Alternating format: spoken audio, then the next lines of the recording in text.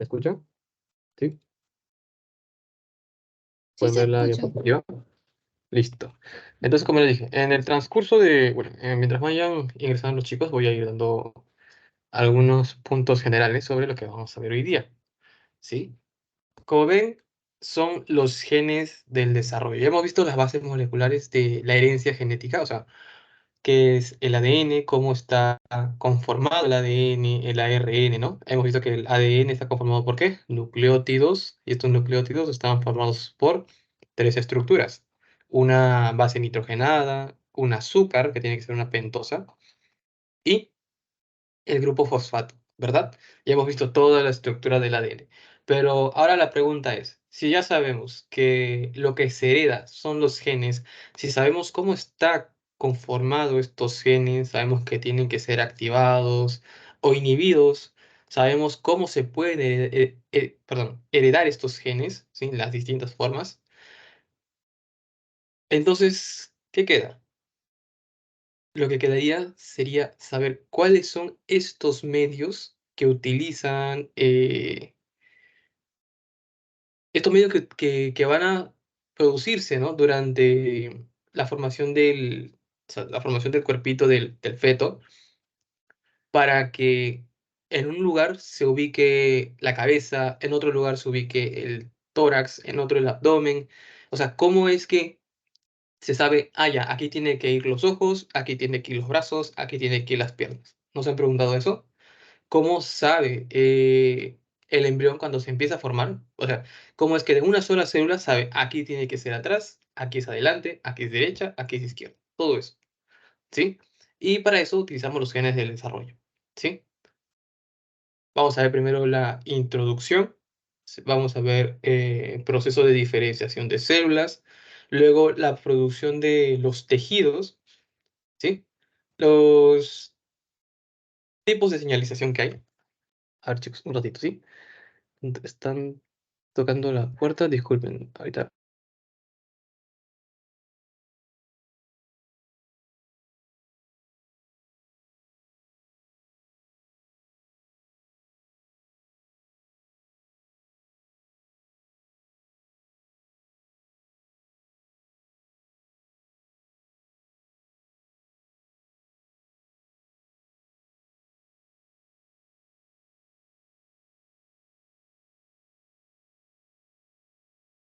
Ya, ahora sí, disculpen, chicos.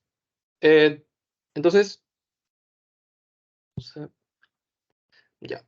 Entonces, primero, como le dije, vamos a ver el proceso de diferenciación celular, algo de histiogénesis, o sea, la formación de los tejidos, los procesos de señalización celular, ya conoce, ¿no? La autocrina, paracrina, de tipo endocrina, ¿sí? Ya han visto varios de esos procesos. Luego vamos a ver como tal los genes del desarrollo. Son tres, ya, tres tipos. Perdón. Son los genes de polaridad, los genes de la regla par y los genes homeóticos. En este último vamos a hacer hincapié en los tres tipos. Y muy importantes, los genes OX, los genes PAX y los SOX. ¿Sí? Vamos a ver qué sucede cuando estos genes se alteran. ¿Sí? Y dije genes HOX porque son varios. PAX también son varios y SOX también son varios. ¿Sí?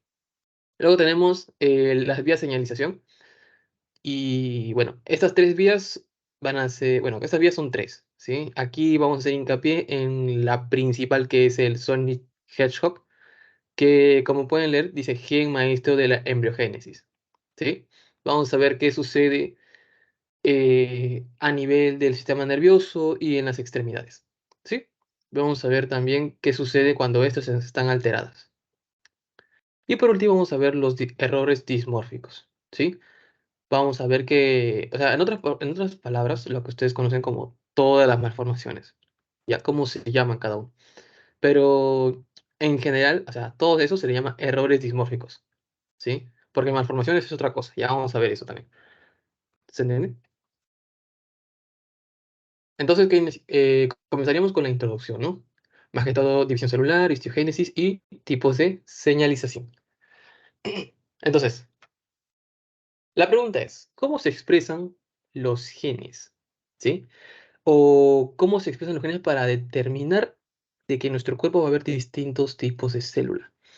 Primero, todas las células de nuestro cuerpo tienen la misma cantidad de ADN, tienen la misma información, eh, pero la cosa es que cada célula va a expresar distintos genes, ¿sí?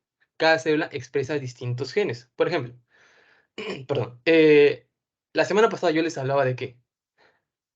Les hablaba de lactina, ¿no? Que es una proteína que forma parte de las células musculares. No solamente va a estar en las células musculares, sino que otras células también la van a utilizar, ¿no? Para la formación de su citoesqueleto. Entonces, lo importante es que la célula muscular tiene que expresar con mucha más intensidad esta proteína, ¿sí? A diferencia de otras células. Por ejemplo, un adipocito, una célula de la grasa. Vamos a ver acá, ¿sí? Allá arriba tenemos un adipocito. No va a necesitar con tanta cantidad, ¿sí? Expresar actina. ¿O ustedes creen que sí? La célula muscular, ¿por qué expresa actina? Porque le ayuda a contraerse. Por eso, ustedes cuando vean, o ya de repente ya han visto histología del aparato del sistema muscular, ahí van a ver que la célula muscular expresa con gran intensidad actina y miosina, ¿sí? Y es para contraerse. En cambio, la célula de la grasa no se va a contraer, o sea, va a necesitar con menor cantidad. ¿Sí? O sea, va a expresar actina, pero muy poquita, ¿sí? Igual tenemos otros ejemplos, células óseas, ¿sí? Los eritrocitos, las neuronas, células de la piel. Cada una va a expresar distintos genes. Pero si nosotros revisamos en todos los núcleos, bueno, excepto de las células de la sangre, porque si ven la característica de estas células es que no tienen núcleo, ¿ya? Estas células no tienen núcleo. Pero todas las demás, ¿sí? Sí tienen núcleos. Y si revisamos en un mismo individuo, vemos todos esos núcleos van a tener la misma cantidad de ADN, ¿sí? La misma cantidad de ADN, pero lo van a expresar en distinta forma, ¿sí? Van a expresar distintos genes. Entonces, tenemos que ver que este proceso de diferenciación celular se va a deber gracias a que las células van a expresar o inactivar algunos genes. ¿Sí? O sea, cada célula va a expresar o inactivar distintos genes y ya saben que de los genes que se produce, la proteína. Y la proteína nos va a dar la característica. Nuevamente entro al tema de la actina, ¿no? La característica de una célula muscular es que se puede contraer, ¿no? Por ejemplo, por eso es que produce bastante actina. Y bueno, esta característica nos va a ayudar tanto al tamaño, a la fisiología, nuevamente hablando de la actina, y la forma de la célula, ¿sí? Entonces, ya saben, el proceso de diferenciación celular va a englobar, ¿sí? A la expresión y la inactivación de los genes, ¿sí? Cada célula va a expresar e inactivar distintos genes. Y eso le va a permitir a esta célula caracterizarse. Los genes de desarrollo, por su parte, son genes que van a permitir que, claro, las células se diferencien tanto a nivel individual como que interactúen las células unas con otras. Por ejemplo, ustedes aquí cuando ven, ¿no? El óvulo, el espermatozoide, bueno, óvulo no se debería decir, pero ya. El óvulo, el espermatozoide aquí, ¿sí? Se unen y ¿qué sucede? Se forma un cigoto. Luego empieza a dividirse, a dividirse, a dividirse y miren lo que sucede acá, ¿sí? Se divide en dos. Un grupo de células que va a estar, ¿sí? Rodeando y un grupito de células que van a formar una masita interna, ¿sí? Y si se dan cuenta, esa masita interna de células está hacia un lado, ¿verdad? Y ustedes preguntan, ya, pero ¿cómo esas células saben que tienen que ir para ese lado y no para el otro? ¿Sí? Ya, eso también se debe a los genes del desarrollo. Vamos a ver que los genes del desarrollo van a interactuar desde antes, incluso de la fecundación, desde el óvulo. ¿Sí? Van a estar presentes desde el óvulo. Le van a decir, ¿sabes qué? adelante es esto, atrás es esto, derecha es esto, izquierda es esto. Desde antes incluso de la fecundación. ¿Sí? Miren, las etapas que engloban el desarrollo temprano son, ya saben, la fecundación, incluso desde antes, ya les dije, la segmentación, esta división que hay de célula a célula, la gastrulación, que es el proceso cuando se forman las tres capas embrionarias, que ya lo vamos a ver de acá a 2 semanas, creo. Sí, ¿ya? La gastrulación, la organogénesis, ya saben, cuando se forman los órganos, y la histogénesis, cuando se desarrollan los tejidos. Ya, ¿qué más? La bueno, histiogénesis, puede ser histiogénesis o histogénesis, ¿ya? Se va a producir desde la formación del cigoto, ¿sí? Se van a producir distintos tipos de células. Tenemos las células unipotentes, que únicamente van a dar origen a este, una línea celular. Las células multipotentes, que pueden dar origen a distintos tipos de células, pero pertenecientes a un tejido, ¿sí? Un ratito. Creo que aquí está. Ahí está. Células unipotentes originan un tipo de célula, ¿ya? Células multipotentes generan células de su propia capa o linaje. O sea, les dije acá, ¿no? El tema de la gastrulación. Se producen tres capas embrionarias, ¿no? Apúntenlo bien porque eso lo vamos a ver después de su parcial, lo vamos a ver hasta el cansancio, ¿sí? Ectodermo, mesodermo y endodermo. ¿Sí? Esas son las tres capas embrionarias. Ectodermo, mesodermo y endodermo. ¿Ya? Y la pregunta clásica que les van a hacer es, ¿tal estructura del cuerpo de qué capa embrionaria deriva? ¿Ya? Van a ver que la mayoría de órganos no se produce de una sola capa embrionaria, sino se producen hasta de dos. ¿Ya? Incluso hay, en el caso del tímpano, ustedes saben, el tímpano es una membranita bien delgadita. ¿Ya? La característica del tímpano es que deriva de las tres capas embrionarias. ¿Sí? Y eso lo vamos a ver ya más adelante en una clase. Ya, entonces, las células multipotentes son aquellas capaces de generar cualquier célula proveniente de su propia capa o linaje, ¿sí? Embrionario. Las células pluripotentes son aquellas capaces de originar miren, originan un subconjunto de tipos celulares, ¿ya? Un subconjunto. Al final te dice que si bien pueden producir casi cualquier tipo de células, ¿sí? O sea, tú piensas, son capaces de producir casi cualquier tipo de células, entonces me pueden producir ¿cómo se llama esto? Un embrión completo. No, ahí está la característica, ¿sí? Ahí está la característica. A pesar de poder producirte casi cualquier tipo de células, dice menos el embrión, ¿sí? Capaces de generar prácticamente todo tipo de tejido menos el embrión. Eso es lo que diferencia las células pluripotentes de las totipotentes. Las totipotentes sí, se diferencian en muchos tipos celulares, y forman un organismo completo. ¿Sí? Esa es la diferencia entre pluripotentes y totipotentes. Ya saben, las multipotentes son aquellas capaces de originar cualquier célula, ¿sí? De su propia capa. Ya saben las tres capas, ¿no? En mesodermo, ectodermo y endodermo. Y los unipotentes únicamente un solo tipo celular, ¿no? Y ya. ¿Has visto esto? Esto, ya. Entonces, vamos a ver que hay tres periodos, ¿sí? Dentro de lo que es el desarrollo embrionario. Un periodo pre... ¿cómo se llama esto? Bueno, acá dice prenatal, ¿no? Periodo prenatal, preembrionario, ¿sí? Preembrionario. Y luego tenemos un periodo embrionario y después un periodo fetal. ¿Sí? ¿Qué caracteriza al periodo embrionario? Que en este proceso, en este periodo, es en el que se va a formar ¿qué cosa? Los sistemas, ¿sí? Miren, acá está en semanas, ¿ah? A partir de la semana 8, de la semana 9, perdón, en adelante, ¿sí? Es como tener un cuerpo humano chiquito, ¿sí? Ya tiene corazón, tiene pulmones, tiene intestino, ¿sí? Debería tener todo, pero poco desarrollado, ¿sí? Es como que un corazón rudimentario. Obviamente por sí solo no va a poder latir, necesita todavía la placenta. Tiene pulmones, pero obviamente no están completamente desarrollados, no tiene bronquios para poder respirar bien, ¿sí?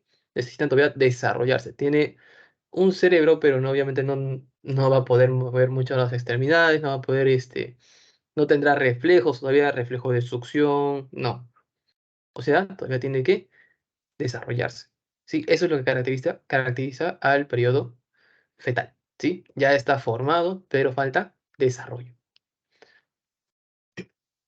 Y bueno, el embrionario, les dije, ¿no? Es el proceso, es el periodo en el cual se van a ir formando los sistemas, órganos, etcétera, etcétera. Y el periodo preembrionario, ¿sí? Que acá dice prenatal, bueno, es el periodo que va desde la fecundación, ¿sí? Unión de óvulo y espermatozoide, hasta la gastrulación, ¿sí? Vamos a ver acá. Y gastrulación ya les dije qué es, ¿no?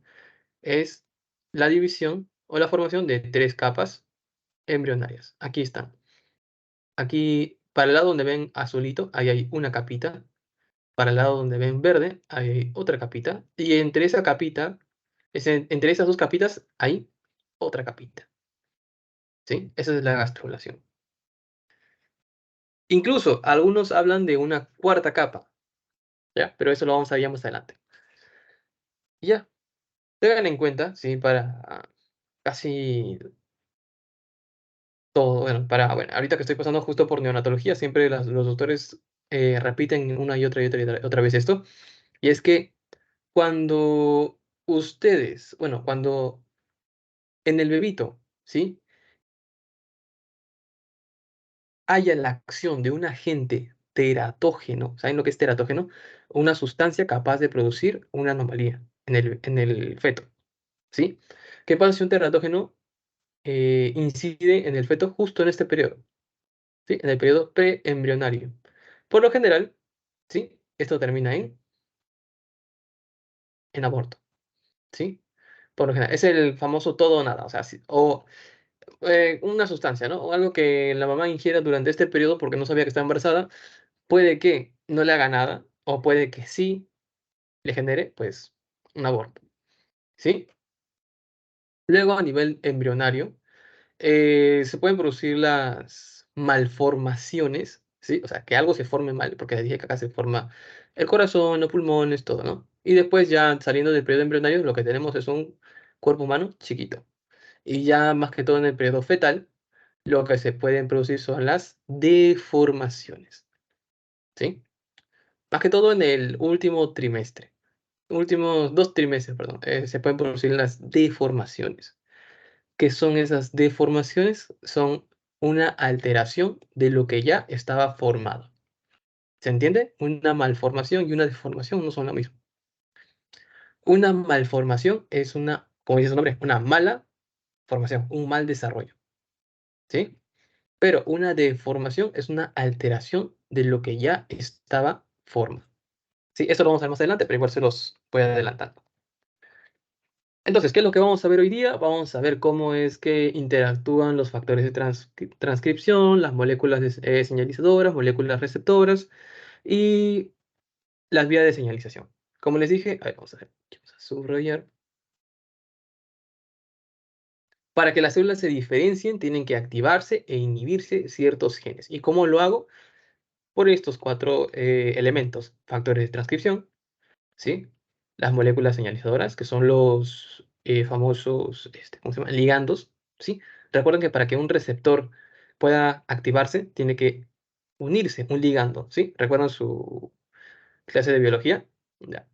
Las moléculas receptoras, ¿sí? Tenemos moléculas señalizadoras, moléculas receptoras, y recuerden que se pueden, al activar un receptor o distintos receptores, pueden funcionar con distintas vías de señalización. ¿Está bien?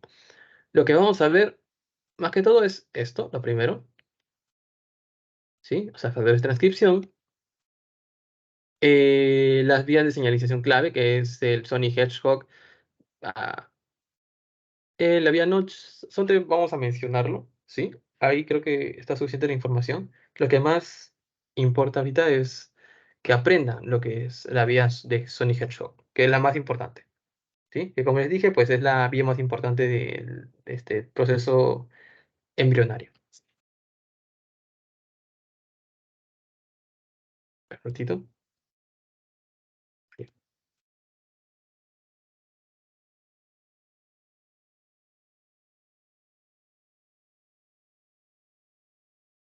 ya. Entonces, en una vía de señalización, ya saben, ¿no?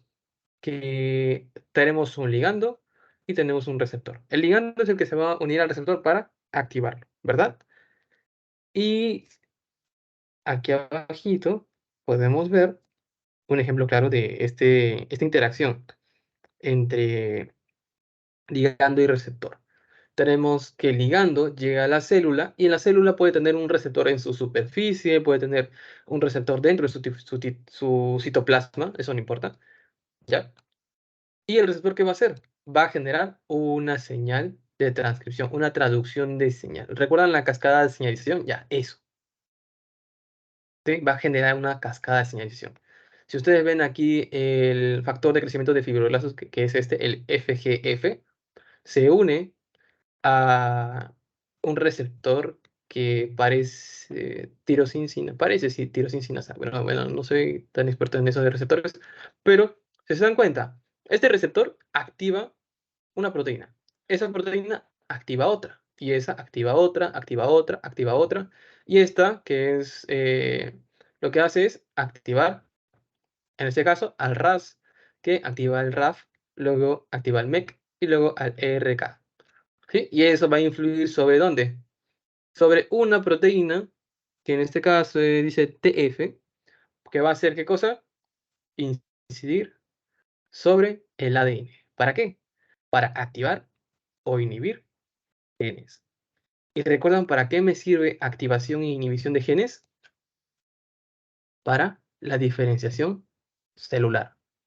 ¿Se entiende? ¿Por qué es importante toda esta vía? Sí, ¿verdad? Listo.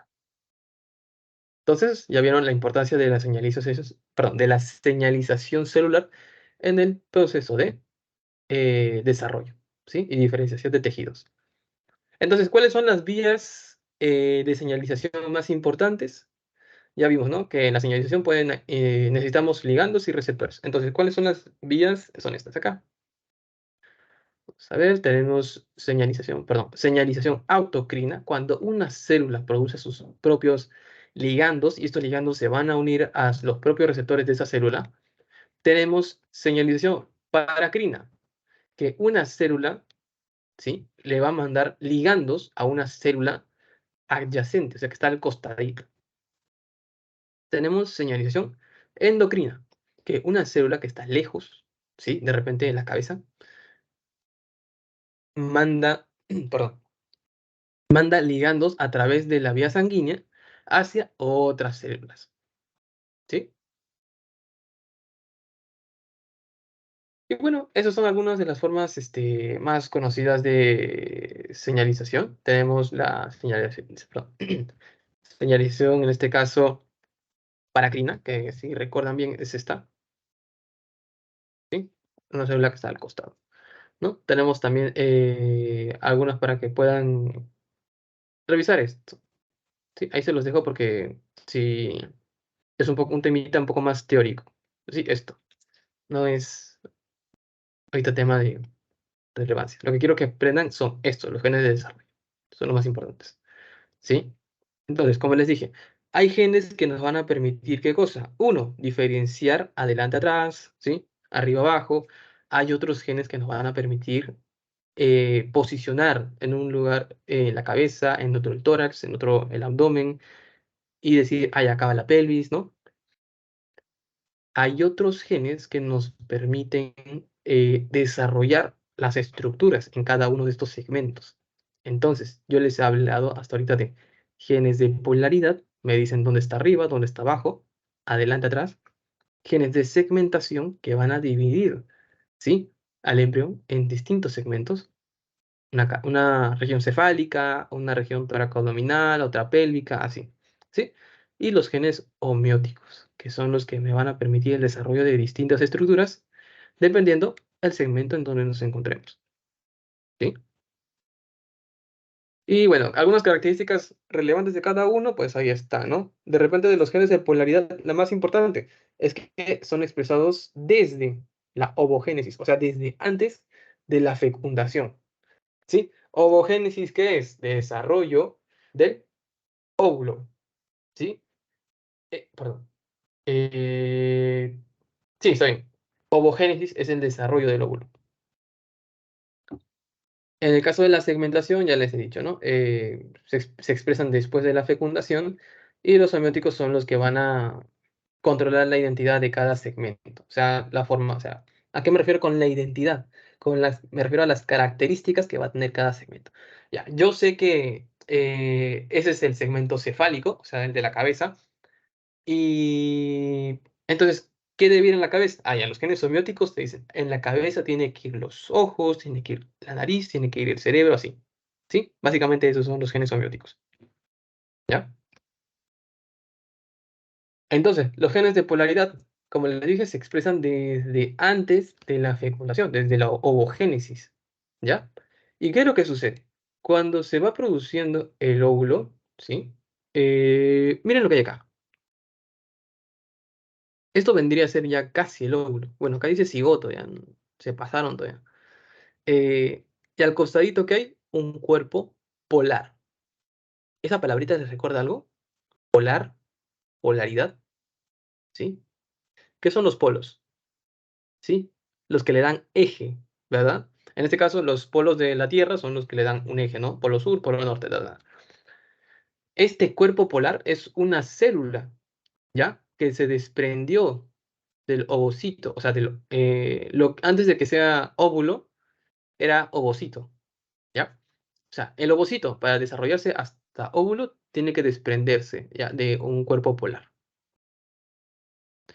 Y este cuerpo polar se pone a un extremo, cualquier extremo. Y miren, justo este cuerpo polar es el que le va a dar la orientación, ¿sí? Para que el óvulo se empiece a dividir. Miren en la segunda imagen, ¿sí? ¿Se dan cuenta? O sea, el eje, ¿quién lo da? El cuerpo polar. Ese es el eje antero-posterior. ¿Sí? Luego se va dividiendo. Y recuerdan que les decía que había un grupo de células que hacían como una cápsula y adentro había como un montón de células acumuladas, ¿sí? Ahí se da el otro eje, ¿sí? El eje dorso-ventral. Entonces, los genes de polaridad, ¿qué me van a permitir? Me van a permitir obtener dos ejes distintos, ¿no? Un eje antero-posterior y un eje dorso-ventral. ¿Ya? Ya les dije qué cuerpo o qué estructura va a estar muy implicada y va a ser muy importante en este proceso, va a ser los cuerpos polares, ¿sí? O cuerpo polar, como quiera, como esté en su examen, en su pregunta. Porque cuerpo polar puede ser, cuando hablemos de uno, pero en sí van a ver que al final del desarrollo del óvulo terminan habiendo tres cuerpos polares, ¿ya? Pues, o sea, puede ser o cuerpo polar o cuerpos polares la respuesta, ¿sí? Depende de cómo esté en su examen. ¿Sí? ¿Hasta ahí todo claro, chicos? Quiero revisar. Ya.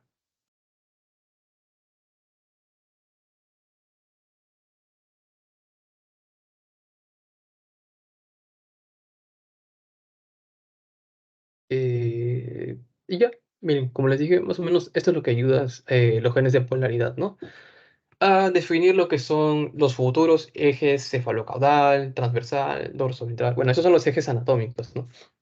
Pero más o menos esa es la idea, que el embrión durante el desarrollo ya se haya fijado, ¿no? Mejor dicho, previo al desarrollo del embrión, ya se haya fijado, determinado cuál es el eje, ¿no? Según el cual se va a formar. Y ya, esos son los genes de polaridad, ya saben, antes de la fecundación. Ahora, tenemos los genes de segmentación, y aquí tenemos tres tipos, ¿ya? Tenemos, a ver, ¿dónde están? Allá.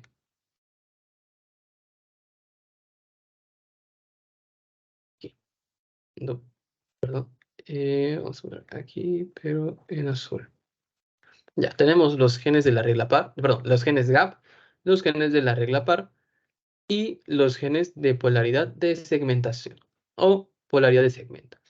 ¿Qué es lo que me dice los genes GAP? Ah, me van a dividir al embrión en 4 regiones, ¿sí? Ya les dije, región puede ser cefálica, torácica, abdominal y pélvica, ¿no? Ahí están tus 4 segmentos. Es lo que tienes que recordar, que van a dividir al embrión en 4 segmentos o 4 regiones. Después, ya tengo definida esas 4 regiones, pero yo para desarrollar, no digamos la región cefálica, yo no tengo, yo necesito ser un poco más preciso. Entonces, tenemos los genes de la regla par. Dividen las regiones en segmentos. O sea, estas regiones que yo tengo, por ejemplo, la región cefálica, me la va a dividir en segmentos mucho más pequeños. De repente la cabeza me lo divide en 4 o 5 segmentos, ¿no? Como les digo, para ser un poco más precisos a la hora de la embriogénesis. Y los genes de polaridad de segmento, ¿a qué les recuerda? ¿No les recuerda los genes de polaridad? Ya, aquí en este caso los genes de polaridad de segmento me van a decir adelante, atrás, derecha, izquierda, pero de cada segmento, ¿sí? O sea, en cada segmento se van a ubicar estos genes de polaridad y me van a decir, ya, de este segmento aquí es adelante, aquí es atrás, aquí es derecha y aquí es izquierda, ¿sí? ¿Entendió? Esos son los genes de segmentación. Y bueno, ahí dice, ¿no? Determinan el número de órganos perdón, el número, la organización, la función de cada segmento y actúan secuencialmente. Ya, eso es secundario, se sobreentiende ya.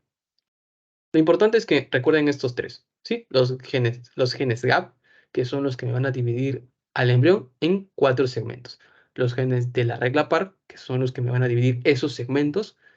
Perdón, los genes GAP me dividen al embrión en 4 regiones. Los genes de la regla par me dividen esas regiones en segmentos.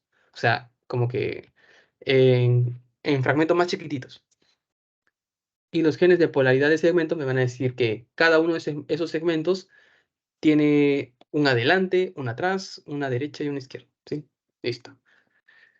Y bueno, la parte más larga, ¿sí? Porque es gran parte de toda la presentación de hoy, son los genes homeóticos. Algunos también le llaman como caja homeótica, ¿ya? Genes homeóticos. ¿Qué van a hacer? Ahí dice, está subrayado, factores de transcripción. ¿Y ustedes recuerdan para qué eran importantes los factores de transcripción? Están, aquí están.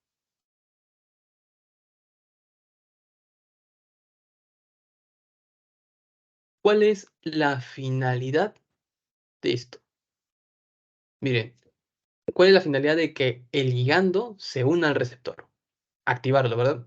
¿Cuál es la finalidad de que el receptor inicie toda la cascada de transcripción? ¿Cuál es? Activar ¿a qué? Ese que dice TP. ¿Qué es el TP? Ese es el famoso. ¿Cómo se llama esto? Ah, se me fue. Lapsus, chicos, lapsus. Ese es el famoso factor de transcripción. ¿Ya? El famoso factor de transcripción. O sea, el factor de transcripción es el que al final va a interactuar con el ADN, ¿sí? El que se va a posar sobre el ADN para decir, tú te activas o te inhibes, ¿sí? Ese es el factor de transcripción. O sea, la finalidad de la cascada la cascada de transmisión de señal es activar al factor de transcripción. Para que el factor de transcripción, ¿qué cosa haga? Se una al ADN y pueda decirle, ¿te activas o te inhibes? ¿Sí? Creo que tenía una imagen acá nomás. No entiendo por qué. Ahí está. Esta imagen, ¿no? Yo tengo ahí el factor de transcripción, o factor de crecimiento en este caso, perdón. Se une al receptor. ¿El receptor qué hace? Activa una proteína, esta activa otra, y luego se activa otra. Y aquí abajito, ¿Ven esta proteína que está justo interactuando con el ADN? Ese es el factor de transcripción. En este caso, el factor de transcripción me activa un gen. Ese gen activado va a hacer que se produzca una proteína. ¿Y esa proteína qué va a hacer? Perdón, ese gen activado va a hacer que se produzca ARN mensajero y ese ARN mensajero va a producir proteínas. ¿Sí? Y en este caso, esta proteína va a generar ¿qué cosa? Una característica, crecimiento y división celular. ¿Ya? Entonces, ya saben que los genes homeóticos son factores de transcripción, o sea, esas proteínas que van a interactuar con el ADN. Estos factores de transcripción, ya saben, ¿no? Van a unirse a secuencias específicas del ADN para controlarlo, ¿no? Para controlar su activación, para controlar su inhibición y que a partir de eso se produzca ARN mensajero. Que ya saben que a partir de este ARN mensajero se produce una proteína y esta proteína le da la característica. Ya bueno. También tenemos otro concepto que son las proteínas reguladoras. Tienen que saber que, en general, o sea, una proteína reguladora puede ser un factor de transcripción, ¿sí? Pero en general, estas proteínas reguladoras del ADN van a tener dos partes, un dominio y un motivo. El dominio es por decir el cuerpo, ¿sí? El dominio es como un carpintero, ¿ya? Eh, del carpintero, ¿qué es lo que permite trabajar? Las manos, ¿verdad? Entonces, la mano de ese carpintero vendría a ser su motivo. ¿Se entiende? El dominio es todo el cuerpo del carpintero, pero la manito, o sea, la mano de ese carpintero, es el motivo. Lo mismo es con estas proteínas, con estos factores de transcripción. El factor de transcripción completo, así completo, completo, es el dominio. ¿Sí? Y el motivo son esa partecita del dominio que se va a unir al ADN y que va a hacer que se active o se inhiba. ¿Ya? Por eso dice. ¿Dónde está? El motivo. A ver. Ahí está. El motivo se une al ADN, ¿sí? Y de esta forma controlan la transcripción genética. O sea, son la partecita específica del dominio que se va a unir al ADN. ¿Ya? Y bueno, por ahí les van a poner algunas formas de estos motivos, porque, o sea, los factores de transcripción pueden tener distintos motivos. ¿Ya? Aquí están. Algunos de estos motivos son los dedos de zinc, ¿sí? Que si se dan cuenta son como deditos, ¿no? Y adquieren esta estructura debido a las moléculas de zinc que están en el centro, ¿sí? Perdón. Y otro son los llamados hélice, vuelta hélice, ¿ya? Que son proteínas que así tienen esta forma, miren, hélice, vuelta y hay otra hélice acá. Y esta disposición, esta forma que tienen le permite unirse al ADN, ¿ya? Entonces ya saben, los genes somióticos son ¿qué cosa? Factores de transcripción, moléculas que van a interactuar con el ADN para inhibirlo o activarlo, ¿ya? Sabemos que estos factores de transcripción, ¿qué son? Proteínas reguladoras. Y las proteínas reguladoras tienen ¿qué cosa? Dominios y motivos. El dominio vendría a ser toda la proteína. El motivo, ¿qué es? Esa partecita que se va a unir al ADN para decirle que se active o que se inhiba, ¿ya? Ya les expliqué esto, ¿sí? Ya. Entonces, me olvidé algo. Aquí están. Estos genes homeóticos pueden ser tres. Los genes HOX, los genes PAX y los genes SOX. ¿Ya, chicos? Todavía no convulsionen, por favor, no convulsionen. Eh, los primeros son los genes HOX. ¿Sí? Miren, acá están los genes HOX. Vamos a ver. Los genes PAX. Están algunas alteraciones de los PAX. Y los genes SOX. ¿Sí? Que curiosamente el más conocido es el RSI. Se lo voy mencionando y no está en esta tabla, no puede ser. Ya, acá está, primerito, el SRI.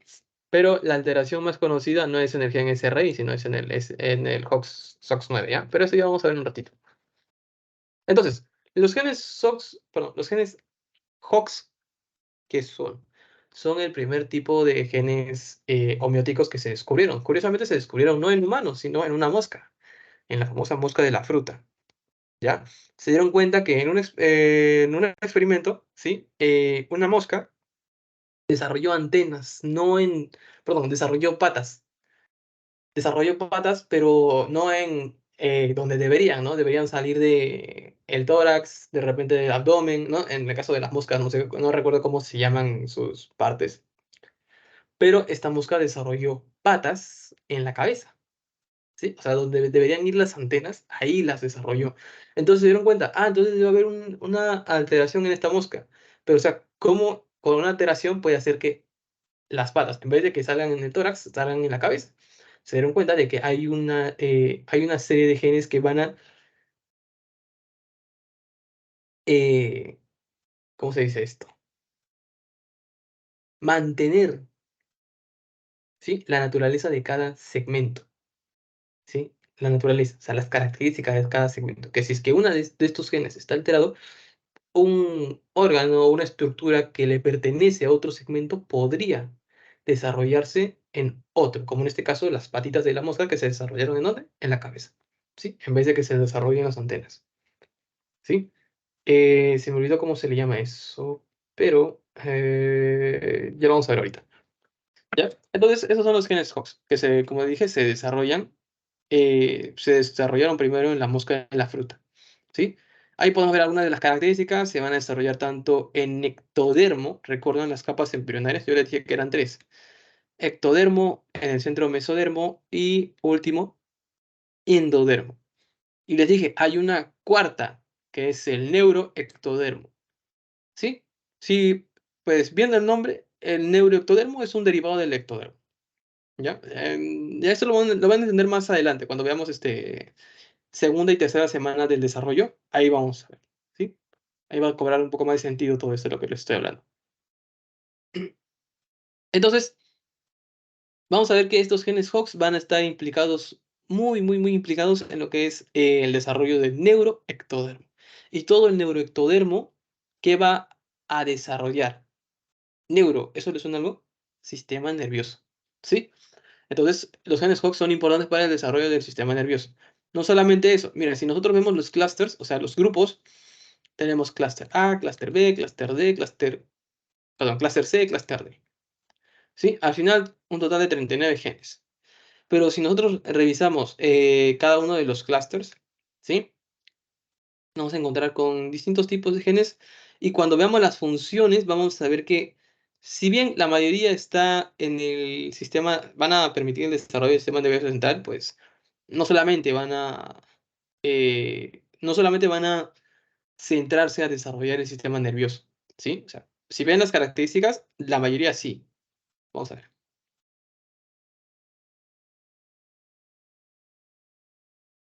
Ya. O mejor, así. Hacemos zoom en funciones. Miren.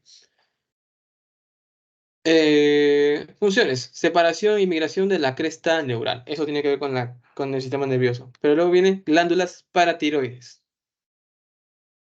¿Ya? Glándulas paratiroides. No están tanto así como sistema nervioso, no. Eso está en el cuello. ¿Sí? Y son glándulas, o sea, son parte del sistema endocrino. El timo, también parte del sistema, bueno, hasta cierto punto. Más que todo timo es más que todo tejido linfático. ¿Sí? Va a producir células de la sangre, células de tipo defensa. Gradiente rostro caudal y segmentación. Bueno, no va a decir ¿cómo se llama? No va a segmentar más que todo la parte de la cabeza, ¿no? También otro que no va a segmentar la región, sí, la región cefálica. Otro que también segmenta la región cefálica. También igualito, ¿sí? Formación de la cresta neural, sistema nervioso central, ¿sí? Regula la expresión de genes Hox, ¿sí? Hay un gen. Bueno, ese es otro tipo de gen, no es específicamente un gen Hox, ¿ya? Pero se dieron cuenta, o sea, la mayoría sí está dirigida al desarrollo del sistema nervioso central, ¿ya? Pero una que otra tiene otra función aparte, ¿ya? O sea, si bien sí está muy ligada al desarrollo del sistema nervioso central, no es su única función, ¿ya? Ya vieron ya. Y estas son algunas alteraciones que pueden suceder cuando hay, ¿sí? Eh, mutaciones a nivel de los genes Hox. Y nuevamente pueden ver que no está asociado al sistema nervioso central. Por ejemplo, la focomelia. Les hablé de esta alteración, ¿verdad? Les dije que el congresista Luis Galarreta que tenía ya. Existen varios tipos de focomelia, ya lo vamos a ver. Está la meromelia, amelia, ¿sí? Van a haber varios. Ya vieron que es de origen teratogénico. Hay un fármaco muy implicado en todo esto, y eso fue pregunta de examen una vez. Apúntenlo, por favor, porque no está en la diapositiva. Y es la talidomida, ¿ya? La talidomida, no me acuerdo hace cuántos años fue, pero sí sé que fue desarrollada en España, primero para mujeres, para combatir las náuseas y los vómitos durante el embarazo. Justo el primer trimestre del embarazo, donde están, pues, la presencia de estos vómitos, ¿no? Y náuseas. Y recuerdan al inicio cuando les dije en qué periodo son más frecuentes las malformaciones. Ojo, no deformaciones, sino malformaciones. ¿En qué periodo? ¿Ah, chicos?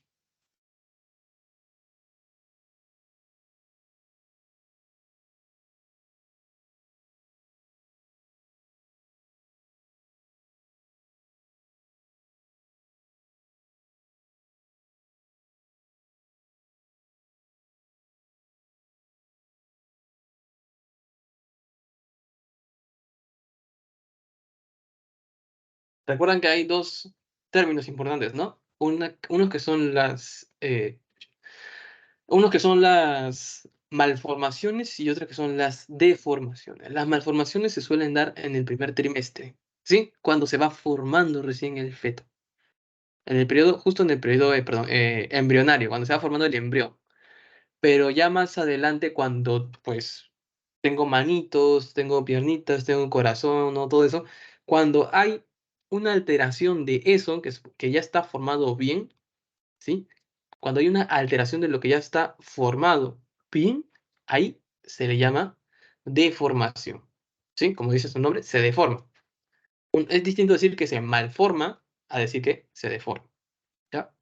Malformación es una mala, ¿cómo se llama? Un mal desarrollo. Desde el inicio se desarrolla mal. Pero una deformación es una alteración de lo que ya estaba formado bien. ¿Sí? Seguimos entonces. Vamos a ver. Entonces, ya saben, ¿no? Justo es por eso que la talidomida tenía una gran repercusión sobre eh, los bebitos, ¿no? Les producía malformaciones en este caso. ¿Ya? Ya saben cómo se llama. Focomelia, de origen teratogénico por el consumo de talidomida, ¿sí? Ausencia de elementos óseos musculares de las extremidades, y ese es el gen que suele ser afectado, ¿ya? El SCO2. La sindactilia es la presencia de dedos fusionados, ¿ya? Hace ver que hubiesen menos dedos. Acá uno, acá dos, acá tres, cuatro, cinco, pero está medio fusionado, ¿no? ¿Ya? Ahí está, la mutación es a nivel de Hox de 3, es el clúster D. Y bueno, esta es la mosca mutante, en el que se puede ver una presencia de cuatro alas, no dos, como sería lo normal. Y es porque se ha repetido, si se dan cuenta, uno de los segmentos, ¿no? Este segmento aquí al nivel del tórax se ha dividido dos veces, se ha expresado dos veces, ¿sí? A ver, ya. Y ahí está el gen que está alterado, ¿no? El HOX. Gen VX del clúster HOX. Ya. Tenemos el segundo grupo, son los genes PAX. Bueno, en esto más que todo va a ser la especialización de tejidos, ¿sí? Los genes COX eran más que todo para el sistema nervioso central. También permitía la especialización de tejidos, pero no tanto como los genes PAX. Los genes PAX son más para especializar tejidos, mucho más que los genes COX. ¿Ya? Ahí está una de sus características, posee secuencias altamente conservadas de 130 aminoácidos, codifican para factores de control de la transcripción. ¿ya? También son un tipo de factores de transcripción. Y se conocen hasta 9 PAX, genes PAX en mamíferos, ¿sí? Que van a participar del sistema nervioso central y también de la columna vertebral. Lo que quiero que ¿recuerdan el dominio y el motivo? Miren, el dominio es de 130 aminoácidos, o sea, la proteína como tal, ¿sí? Pero el motivo, que acá me faltó escribirlo, es este: hélice, vuelta, hélice, ¿ya? Ya. Ahí están algunos de los genes PAX. Al costadito pueden encontrar sus alteraciones.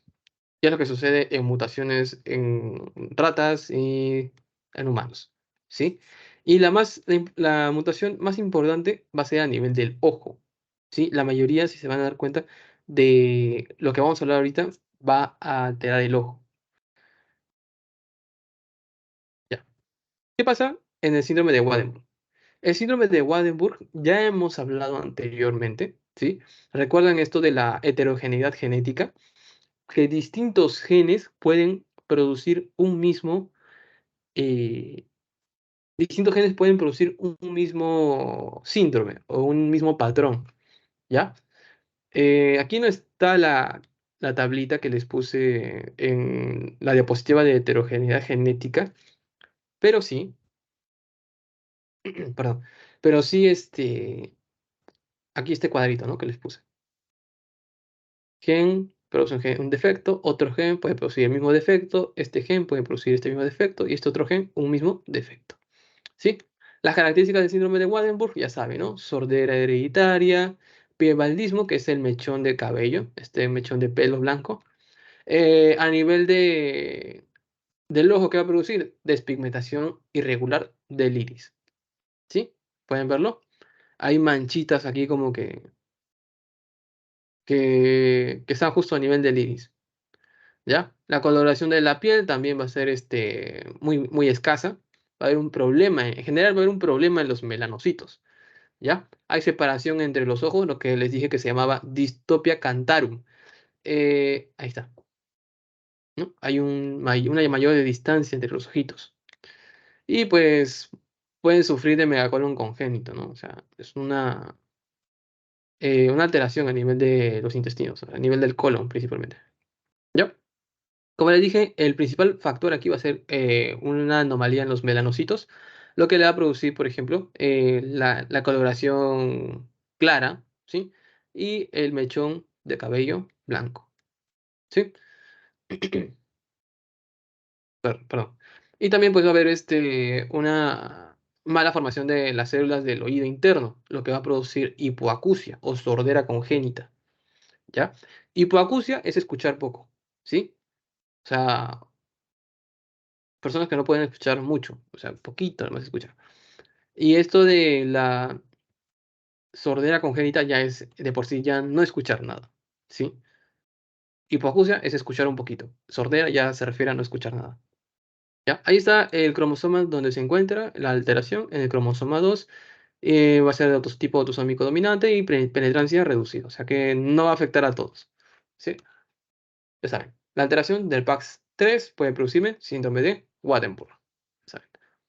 Estas otras dos alteraciones a nivel del PAX2 y a nivel del PAX6.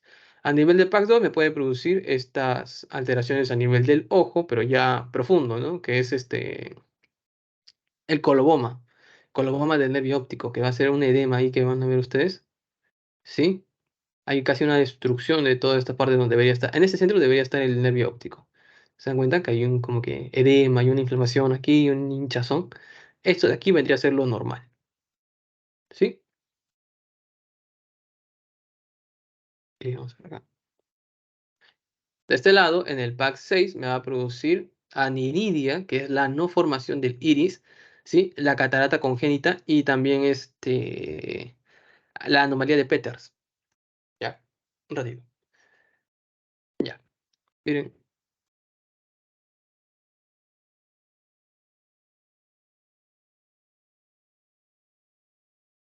A ver, ¿dónde estaba?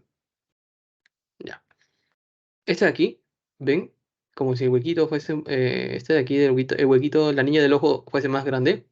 Eso vendría a ser la aniridia congénita. ¿Sí? Aniridia congénita. Miren esto, ¿sí? Que sus ojitos están blanquitos. Es una catarata. El cristalino, ¿sí? Que es el lente del ojo, el lente natural del ojo, está opacado. El bebito no puede ver.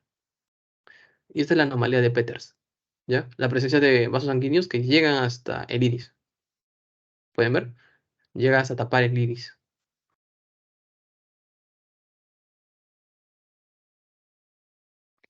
Otra alteración que está asociada a los genes PAX vendría a ser la alteración. Bueno, es igual, el PAX6 que ya hemos visto acá en aniridia congénita, catarata congénita y anomalía de Peters o de Peters, eh, también está asociada a lo que es el síndrome de Walms. Ojo, una cosa es el síndrome de Walms y otra cosa es el tumor de Wilms. ¿Ya? Ahora te explico. El tumor de Wilms es un tumor que se presenta a nivel del riñón. El síndrome de Walms es un grupo, ¿sí? Va a englobar, el síndrome de Walms va a englobar al tumor de Wilms. O sea, una persona que tiene síndrome de Walms, o sea, una alteración en el PAX6, puede tener, uno, un tumor de Wilms a nivel renal, aniridia, ya hemos hablado de la aniridia, que es la no formación del iris, anomalías genitourinarias y retraso mental, ¿sí? Todo eso puede tener una persona con alteración del PAX6 o síndrome de WARG, sería WARG, perdón, ¿ya? Luego tenemos los genes HOX. Los genes HOX, como dice bien su nombre, es un grupo de 20 genes, ¿sí? Y de los cuales muchos van a estar involucrados en la determinación del sexo, ¿ya? De estos, el gen SOX más conocido, perdón, gen SOX más conocido va a ser el del grupo A, o sea, el gen SRI. ¿Por qué? Porque cuando tú te estás formando, el desarrollo, pues, así sin gen SRI, dice, se va a desarrollar cuerpo femenino. O sea, si es que no tuvieses SRI, ¿ya? Pero ¿qué pasa? Justo en las gónadas se expresa, ¿qué cosa? SRI. Y dice, no, este no va a formar un ovario, va a formar un testículo, ¿sí? Y eso inicia la formación de todas las características masculinas. O sea, que al inicio nos estamos formando como con características femeninas, sí, sí, siempre y cuando se exprese este gen, el SRI, se va a formar un testículo. Y ese ya saben, ¿no? El testículo va a formar testosterona, la testosterona se va a unir a los receptores de testosterona en el cuerpo y estos van a producir las características sexuales masculinas. ¿Sí? ¿Recuerdan dónde estaba alterado el SRI?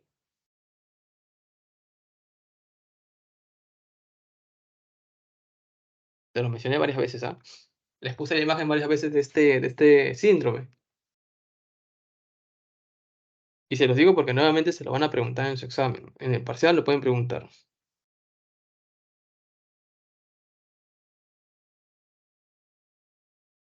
¿Recuerdan?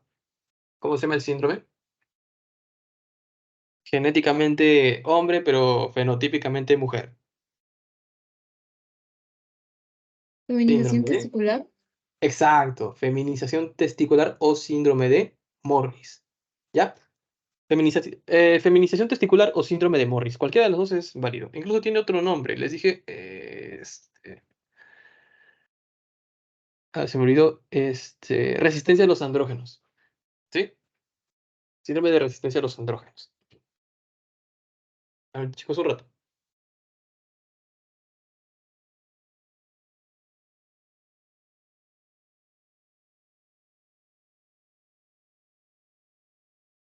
Ya. Entonces, les dije, el gen SOX más conocido es el SRI, pero la alteración más conocida, no, o sea, aparte del síndrome de Morris, pues hemos visto acá la alteración del SOX9. ¿Sí? Ya saben, si está alterado el SRI puede producirse síndrome de Morris. Pero en este caso, en el SOX9, lo que va a producirse que es displasia campomélica. ¿Sí? Se caracteriza porque, bueno, va a estar más presente en varones y miren lo que sucede. ¿Ven esto? Parece, bueno, hay una comunicación entre lo que son los genitales y la región anal. ¿Sí? Miren, hay inversión del sexo en varones, o sea que, nuevamente, ¿no? Varones, pero en este caso no parece, no hay genitales masculinos, ¿verdad? Esto parece más, perdón, una vagina más que un pene. ¿Dónde está el otro? Se me fue. Se me fue el otro, lo que les iba a mencionar. Ya bueno, va a haber arqueamiento congénito de los huesos, ¿sí? Ahí pueden ver en la radiografía, ¿sí? Que se le hizo al bebito. Miren cómo está su fémur, que es este huesito que estoy ahorita marcando. Miren, a nivel de las piernas también está arqueado. El paladar hendido, bueno, aquí no se puede ver, pero lo que sí pueden ver es una alteración que, bueno, se llama Pierre-Robins, ¿ya? Alteración o síndrome de Pierre-Robins. O sea, son como ven al costadito, lo estamos viendo de costado, ve como la carita de un pajarito, ¿sí? Ya, así se llama. Y si se dan cuenta, su mandíbula es bien chiquita. Esto va a generar que ya el bebito desarrolle paladar hendido, ¿sí? Ahí está. También paladar hendido, que es una fisura en el paladar, ausencia de costillas. Bueno, aquí yo veo más costillas más bien. Bueno, y tórax pequeño, ¿sí? Esas son las principales alteraciones que se van a producir en perdón, en la displasia campomélica. ¿Dónde se va a producir esta alteración del SOX9? A nivel de cromosoma 17, brazo largo, ¿sí? Lo padecen los XY, o sea, varones, y es autosómica dominante, ¿sí? Recuerden esto. Uno, inversión de sexo en varones, ¿sí? Arqueamiento congénito de los huesos y el paladar hendido. Nada más. Bueno, ya dejando lo que son los genes homeóticos, ¿sí? ¿Recuerdan esto? Nuevamente, ¿no? Vamos a repasar esto. Los genes del desarrollo embrionario, ¿no? Le dije que teníamos genes que me decían dónde era adelante, atrás, arriba, abajo, que eran los genes de polaridad. Luego, los genes de segmentación, que eran los que me dividían al embrión en 4 regiones primero.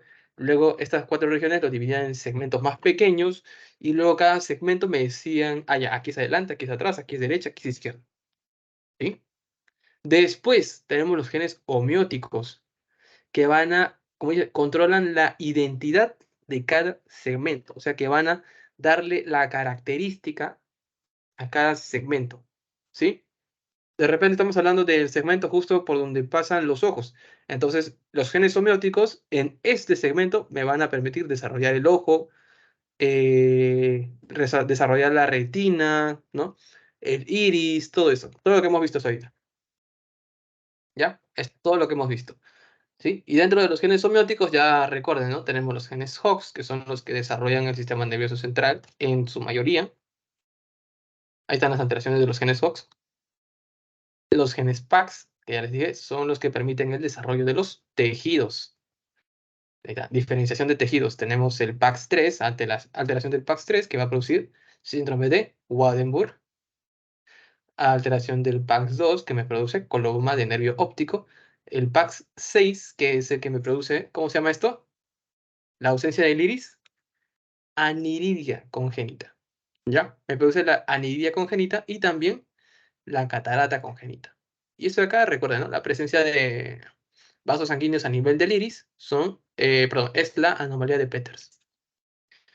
Y bueno, saben que esta alteración del PAX6 está asociada a otro síndrome, que es el síndrome de Warg. ¿Sí?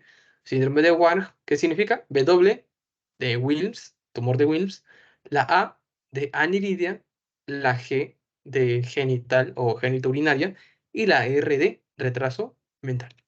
¿Sí? Eso es el síndrome de Warg.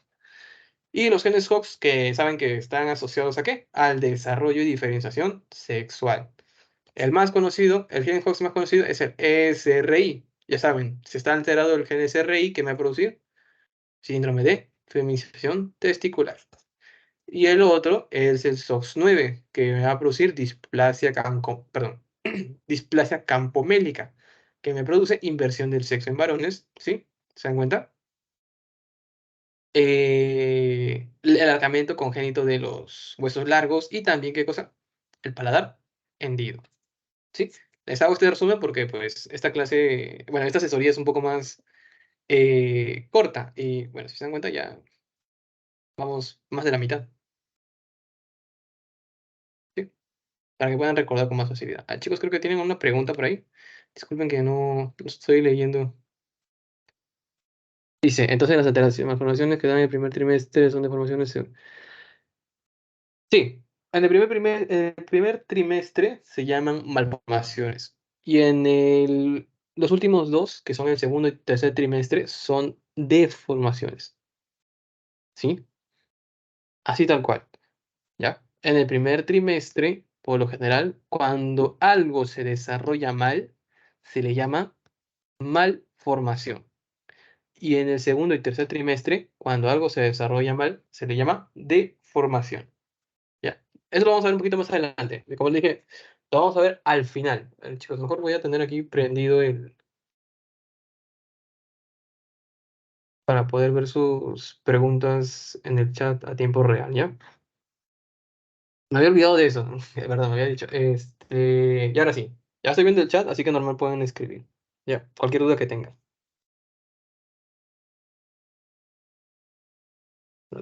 Un ratito.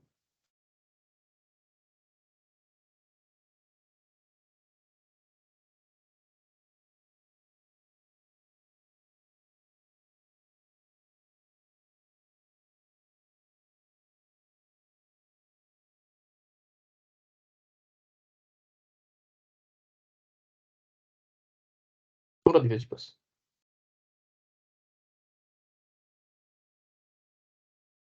Ya estoy viendo el chat. Ya, ahora sí, continuemos. Les hablé de esto.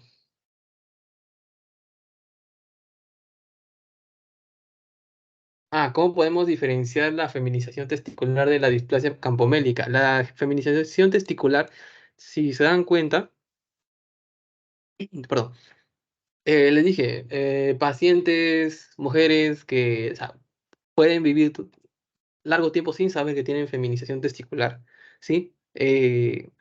O sea que no presentan casi nunca ninguna otra alteración, no presentan como si produce la displasia campomélica paladar hendido, los huesitos así arqueados, ¿sí?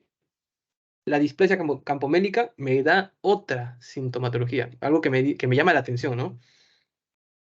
Por ejemplo, si tú ves un bebito con displasia campomélica, vas a sospechar al toque. ¿Por qué? Porque tiene sus huesitos arqueados, tiene de repente su paladar hendido acá, ¿sí? Y a veces también esta comunicación que hay entre genitales y pues anito. En cambio, la feminización testicular son pacientes eh, que han desarrollado todo casi bien, digo todo, casi, porque los pacientes con feminización testicular tienen un pequeño problema, y es que suelen producir tumores de testículo, ¿ya? Como los testículos en un paciente con feminización testicular sí se llega a desarrollar cierto, o sea, no completamente, pero sí se llega a desarrollar un testículo no funcional. Sí hay testículos, pero no son funcionales, ¿ya? Y se mantienen en el abdomen, ¿ya? Eso hace de que, bueno, hace que se produzcan tumores, ¿sí? Con mayor facilidad. Sí, les expliqué la vez pasada. Les expliqué que paciente que con feminización testicular no produce espermatozoides, y eso hace de que en el testículo se sobredesarrolle, o sea, que empieza a producir muchas células, muchas células, pensando que al formar muchas células va a terminar formando de alguna forma espermatozoides, ¿no? Pero, o sea, al final ese sobredesarrollo de células termina formando un tumor, ¿sí? Y pues, o sea, después de eso sí se puede llegar diagnosticar, por ejemplo, un síndrome de feminización testicular. Pero la mayoría de veces no. La mayoría de veces no hay alteraciones. ¿Ya? A diferencia de la displasia campomélica, que como les dije, tiene toda esta sintomatología.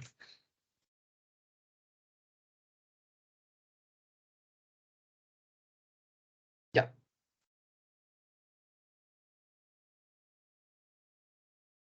Entonces, tenemos ahora las vías de señalización.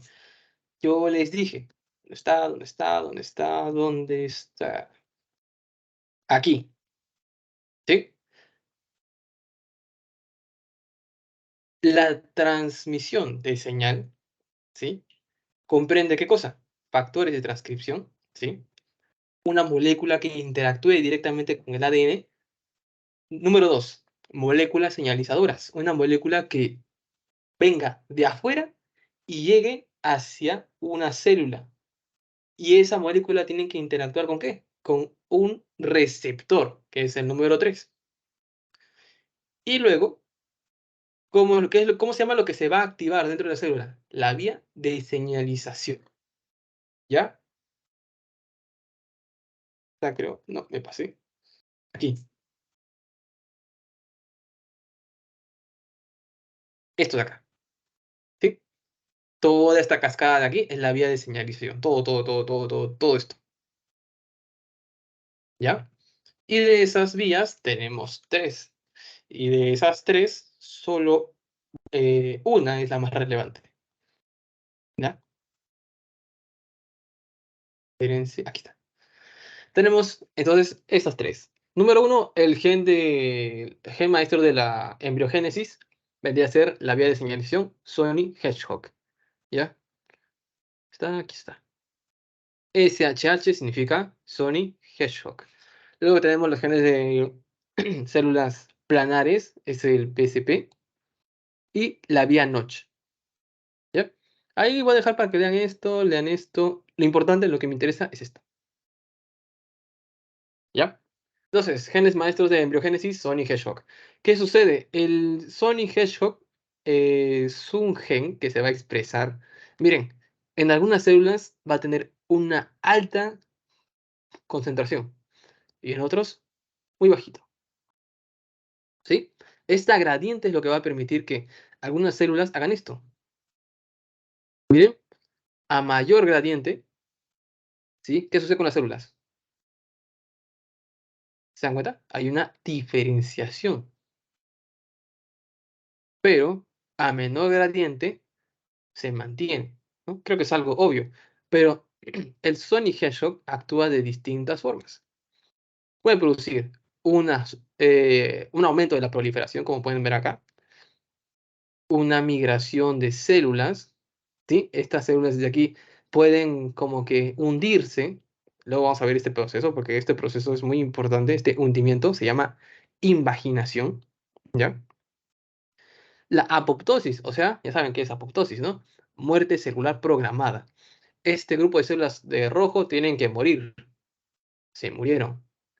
Y puede producir adhesión diferenciada. O sea, que pues, es una diapositiva, esta de acá es una foto adicional, ¿ah? O sea, me gustó, por eso se estoy explicando. Adición diferenciada que hace que las células que son iguales de un mismo tejido, pues se unan, ¿ya? Y se diferencien del resto. Esa es la adhesión diferenciada. Que las células se reconozcan y pues que se junten. Entonces, aquí viene lo importante. ¿Qué es lo que sucede?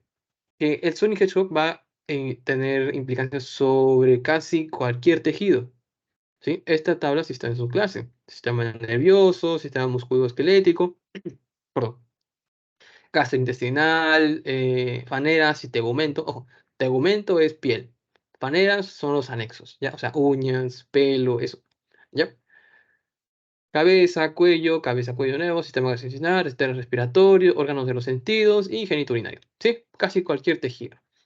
Entonces, si nosotros revisamos la lista de esto que le puso el doctor en la diapositiva, tenemos desarrollo vascular, formación del eje de izquierda-derecha, también ayuda a la formación, ojo, del eje izquierda-derecha, el cerebro, los patrones neurales, quiero que tengan en cuenta esto, patrones neurales en el cerebro, Las extremidades, patrones de músculo liso, corazón, intestino, faringe, pulmón, etc. ¿Ya? Miren, ¿qué sucede a nivel del cerebro o a nivel del sistema nervioso central? Yo les dije que hay un proceso muy importante, ¿sí? Aquí en el ectodermo, recuerden que era una de las 3 capas embrionarias. Debajo de este ectodermo hay una estructura chiquitita llamada notocorda. Esta notocorda induce al SHH, o sea, al Sonic Hedgehog. Activa al gen Sonic Hedgehog aquí en esta zona llamada placa neural y hace que se invagine. Perdón, que se invagine, ¿sí? Que se hunda. ¿Para qué? Para luego se vaya formando un tubo. Aquí ya se cerró el tubo y aquí ya está bien formado, ¿no? Tubo neural, ¿sí? Ahora vamos a esta imagen. Miren, esta era la notocorda, la que induce la activación del Sonic Hedgehog. Bien, mientras más cerca de la notocorda, más Sonic Hedgehog. Más, más, más, más, más. Acá hay menos, acá casi no hay nada. ¿Ya? ¿Y aquí qué es esto? El tubo neural, ya está formado. ¿Sí? Entonces, ¿qué es lo que me dice? De la zona B0 a la B3 se van a formar interneuronas. O sea, un tipo de células específicas. De la zona B0 a B1, B2 y B3 se van a formar interneuronas. En la MN, o sea, aquí, se van a formar neuro, perdón, claro, motoneuronas, que van a ser otro tipo de neuronas especiales, ¿no? O sea, ¿se dan cuenta esta importancia de Sonic Hedgehog? Esta gradiente me va a permitir que en cierta cantidad, o sea, en cierto punto se desarrolle un tipo celular, en este punto se desarrolle otro tipo, en nuestro punto también se va a desarrollar otro tipo. Como ya saben, de B0 a B3, 0, 1, 2 y 3, se forman interneuronas. Donde dice MN se forman motoneuronas, ¿ya? Solamente es para que entiendan que la gradiente del Sonic Hedgehog es importante para la diferenciación de células, ¿sí? A nivel del sistema nervioso central. Y es justo eso lo que quiere decir acá. A nivel de, bueno, que dice a nivel del cerebelo y también del cerebro, en general, en el sistema nervioso, los patrones neurales, ¿sí? Los patrones de neuronas que van a ver. A eso se refiere. ¿Sí? La gradiente de Sonic Hedgehog va a permitir que se desarrollen distintos patrones de neuronas. ¿Qué sucede cuando en este caso el Sonic Hedgehog está alterado? Podemos tener una alteración como la holoprosencefalia. Hay una no disyunción, o sea que no se han dividido los hemisferios cerebrales. ¿Ya? Puede producir hipotelorismo, o sea, cuando los ojos están separados, o sea, más separados de lo normal, se le llama hipertelorismo. ¿Ya? Cuando los ojos están más juntos de lo normal, se le llama hipotelorismo. ¿Ya? Por eso se llama ojos anormalmente próximos. ¿Ya? Y bueno, esto es más o menos, esa es la holoprosencefalia, ¿no? No disyunción de los dos hemisferios cerebrales. ¿A causa de qué? De una alteración en el Sonic Hedgehog. ¿Dónde está? Aquí para que no se confundan. Aquí en el síndrome de Waardenburg hay un tipo de hipertelorismo, o sea, una mayor distancia entre ojos, pero a eso se le llama distopia cantarum, ¿ya? A eso no se van a confundir. Si le preguntan en el síndrome de Waardenburg qué hay, no vayan a decir hipertelorismo. No, no, no. Digan distopia cantarum, ¿ya? Igual no creo que se los pregunten. Se los digo por si acaso, ¿ya? Porque esta es una diapositiva un poco antigua. No sé si todavía se mantendrá hasta ahorita, ¿ya? Y ya, a nivel de las extremidades, les dije que íbamos a hablar a nivel del sistema nervioso y también a nivel de las extremidades. ¿Qué sucede en las extremidades? Cuando ustedes están bebecitos todavía, miren, vamos a ver acá, aquí hay un embrión, ¿sí? Se dan cuenta que en el lateral se está formando este apéndice, ¿no? Bueno, este apéndice luego va a formar tu extremidad, en este caso, tu brazo. ¿Qué sucede? En esto que está pintado de morado, hay una estructura muy importante conocida como la cresta ectodérmica apical, ¿ya? Es como un bultito que le sale en todo esto, una cresta. ¿ya? En esa cresta se está produciendo en gran cantidad Sony Hedgehog, ¿ya? Se está activando esa vía de transcripción, la vía Sony, perdón. Debajo de la cresta ectodérmica apical tenemos el área de crecimiento, ¿ya?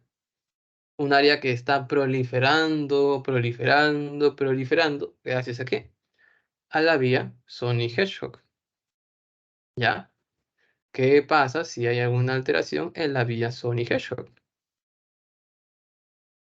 Se pueden producir las focomelias.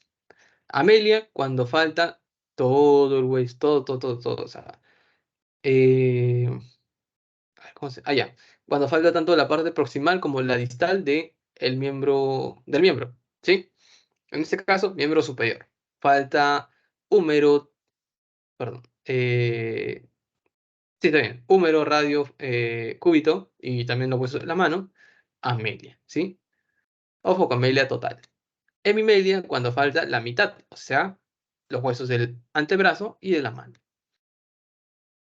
Aquí, perdón, Aiqueria, cuando faltan los huesos de la mano. Adactilia, cuando faltan los huesitos de los dedos, o sea, todas las falanges.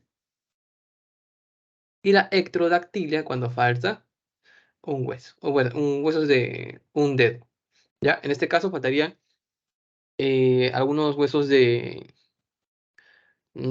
estos de acá, de algunas falanges, no completas, pero sí faltarían algunas falanges, ¿no? Algunos de las alteraciones que se pueden dar debido a esta alteración del Sony Hedgehog está la sindactilia, que es la fusión de los dedos, y ahí están. Sindactilia tipo 2 sí, se produce a nivel de una alteración a nivel de COX de 13, ¿sí? Ahí está el locus y el síndrome de Upper. El síndrome de Upper, ¿qué va a producir? Sindactilia también, ¿sí? No se está produciendo completamente los pisitos. A veces las manitos también pueden estar como que fusionadas, puede haber algún otro tipo de focomelia, ¿sí? Hay una charla luego les voy a dar el video sobre una médico que tiene síndrome de Apert, ¿ya? Médico. Ahí está el gen que se afecta, ¿sí? El receptor de factor de crecimiento de fibroblastos tipo 2 y está en el cromosoma 10, ¿sí? Listo, chicos. Hasta ahí. ¿Alguna pregunta? Ah, creo que aquí hay una imagen más. Ah, no está. Se me pasó esa imagen. Ya, bueno. ¿Preguntas?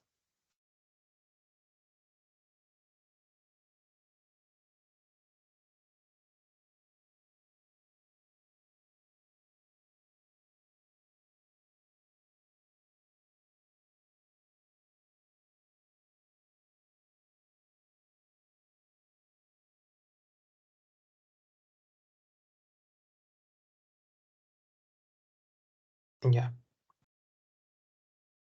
A ver un ratito ya, chicos. Voy a buscar agua.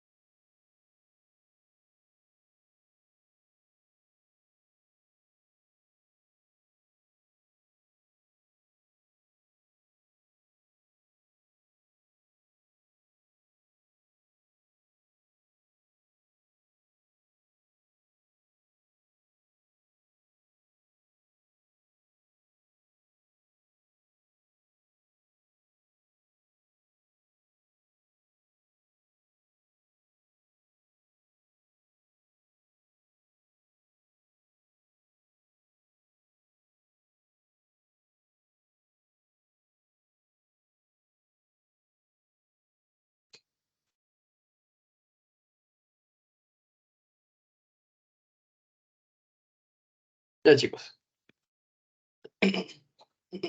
Ya, vamos a continuar. Ahora tocaría el tema de errores dismórficos, ¿sí?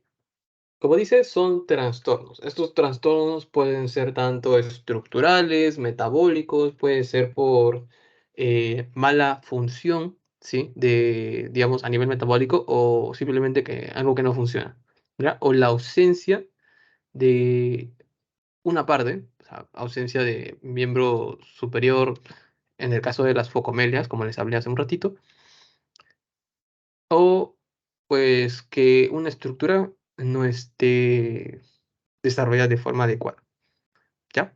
Todo eso engloban los errores dismórficos. Tenemos, bueno, en incidencia, 2 a 3% de los nacidos vivos van a tener algún tipo de error dismórfico. De repente, en sus familias pueden encontrar, ¿no? Algún tipo de error dismórfico, no necesariamente un error así tipo grande, ¿no? O sea, grave, notorio, ¿no? Un ejemplo, bueno, eh, tengo una tía que tiene un tipo de sindactilia, o sea, que tiene dos deditos juntitos, pero son deditos del pie. O sea, es que cosas así, ¿no? Cosas pequeñas, que a eso también está dentro de los errores dismórficos. Pueden haber errores dismórficos grandes, errores dismórficos pequeños, ¿no? O significativos y no significativos. Ya. Pero la clasificación que nosotros vamos a utilizar ahora es la de errores únicos, o sea, errores que se encuentran así solitos, individualmente, y los errores múltiples. ¿Ya? Errores únicos puede ser una malformación, puede ser una deformación o una disrupción. Los errores múltiples pueden ser secuencias, síndromes, asociaciones, displasias, y ahí aumentenle una que, bueno, voy a explicar. No estaba en la diapositiva hasta donde sé, pero voy a explicarlo porque a veces lo mencionan, que son los complejos. ¿Ya? Sí, por ahí anoten lo bajito de los errores múltiples complejos también. ¿Sí? Continuemos. Entonces, iniciando con las malformaciones. Las malformaciones, ¿qué van a ser? Ya les he mencionado. Son aquellos errores que se van a producir en su mayoría, ¿sí? En el primer trimestre. Bueno, sí se van a producir en el primer trimestre, pero tiene que ser más específico en el periodo embrionario, ¿sí? En el periodo embrionario. Vamos a ver que estas malformaciones pueden tener tanto, ahí voy a poner esto de acá. No, ya. Puede tener un origen cromosómico, un origen genético, un origen teratogénico. Recuerden, teratógeno que era una sustancia que puede producir una malformación, ¿ya? Y el teratógeno del que les hablé, ¿cuál era? La talidomida, ¿sí? Ténganlo en cuenta ahí. Y también puede tener un origen desconocido. Por lo general son estos, ¿ya? Orígenes desconocidos. Ya. Entonces, estos errores dimórficos que van a producir defectos, ¿no? Estos defectos aquí. Defectos, a lo que llaman defectos congénitos. O sea, congénito no es lo mismo que genético. Genético es algo que está en tus genes, ¿ya? Creo que es obvio. Genético está en los genes, pero congénito es algo con lo que naces, ¿sí? Algo con lo que naces. Algo genético, ¿sí? Un defecto genético puede ser un defecto congénito, pero no todo defecto congénito va a ser un defecto genético, ¿sí? Eso, pues, ténganlo en cuenta. Ya. Adicional. Entonces, malformaciones que son, de forma general, es una mala formación. Como dice, ¿no? Desde el inicio se está formando mal. O sea, por lo general es en el periodo embrionario. Ya les dije cuáles son las causas, son 4. Cromosómicos, genéticos, teratogénicos y desconocidos. Una mala formación, ¿sí? Desde el inicio se está formando mal. Tenemos cuatro tipos. Las agenesias, cuando en sí una estructura no se forma, la más común aquí tenemos agenesia renal, ¿sí? Este paciente tiene solamente un riñón, el otro no está. La hipoplasia, cuando pues no se desarrolla del todo, ¿sí? Tenemos acá una hipoplasia ovárica, ¿sí? Tenemos acá al lado izquierdo tenemos un ovario grande y al lado derecho un ovario bien chiquito, ¿sí? Y las ectopias. Las ectopias son la formación de un órgano fuera, o mejor dicho, de una estructura fuera de la cavidad normal, donde se debería formar, ¿sí? En este caso, tenemos el ejemplo de la ectopia cordis, que es la formación del corazón fuera de su ubicación normal, ¿no? En este caso, el corazón se está formando ¿dónde? Fuera de el cuerpito. Está formándose fuera del tórax. Y acá del otro lado vemos una tomografía donde el corazón se está formando en el abdomen. El corazón es esto. ¿Ves la mano? ¿Sí? Eso es el corazón. Donde está la manito. Entonces, malformación, ya saben, es una estructura que se ha formado mal. O sea, desde el inicio se está formando mal. ¿En qué periodo? Periodo embrionario. ¿Sí? Deformación es una alteración de lo que ya estaba formado bien. ¿Sí? No sé, en el periodo embrionario se pudo haber formado todo, ¿no? Las manitos, los piecitos, la cabeza, tórax, abdomen, pelvis. ¿Sí? ¿Qué sucedió? Después, en el segundo o tercer trimestre, pudo haber un problema y una estructura de lo que ya estaba bien formada se alteró y se produjo una deformación. Una deformación puede ser por causa extrínseca o intrínseca, ¿sí? Bueno, aquí tenemos el ejemplo de pivot, así se llama, pivot, o también lo pueden conocer como pie sambo, ¿sí? O sea que tiene los dos piecitos así, doblados hacia adentro. Bueno, aquí tiene un piecito más doblado que el otro, ¿no? Y eso se debe a que ya en los últimos, bueno, una causa es que en los últimos meses el líquido amniótico fue muy poquito, ¿ya? Y por eso, pues, el espacio dentro del útero era muy reducido. ¿Qué pasó con el bebito? Sus piecitos se aplastaron y empezaron a arquearse así. ¿Se dan cuenta? O sea, ya estaba bien formado el piecito, pero después se deformó. ¿Por qué? Por presencia de poco líquido amniótico. Hay menos líquido amniótico y el espacio intrauterino es muy pequeño. A esa disminución de líquido amniótico se le conoce como, creo que, oligohidramnios. Busquen bien el término, ¿sí? Y bueno, eso puede producir, ¿qué cosa? Pie sambo o pie bot, ¿ya? Siguiente. Disrupción. ¿Qué sucede? Una estructura se puede estar desarrollando normal, pero no la van a deformar, sino simplemente van a hacer que se deje de desarrollar. ¿Ya? Esa es una disrupción, ¿sí? Un alto en el desarrollo de una estructura. Ya saben, puede ser de etiología vascular, de repente pues no se forma alguna arteria y pues una estructura deja de formarse.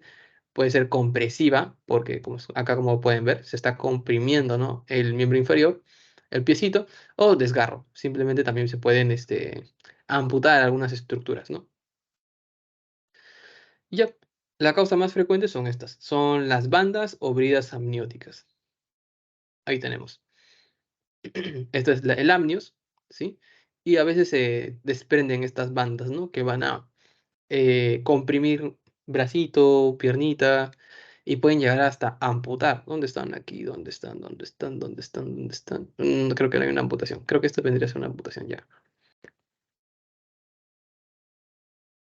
Sí, eso vendría a ser una disrupción, un alto en la formación. ¿Sí? Deformación, ya saben, una alteración en lo que ya estaba bien formado. Malformación es un desarrollo anormal. O sea, desde el inicio ya se había formado mal, como dicen, ¿no?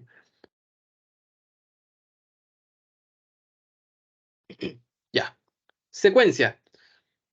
Como dice, es una secuencia, nada más, no hay mucho más, no hay mucho que explicar acá. Es una secuencia de alteraciones ¿Qué sucede? Hay una alteración inicial y esa alteración inicial va a producir una anomalía secundaria. Esa anomalía secundaria va a producir otra anomalía y esa puede producir otra anomalía, ¿ya? Las dos más conocidas, tenemos dos secuencias. Aquí está. La secuencia de Pierre-Robin y la secuencia de Potter. ¿Qué sucede en Pierre-Robin? Hay una micrognatia. Perdón. ¿Ya? Micrognatia o acá dice hipoplasia mandibular. O sea, es lo mismo.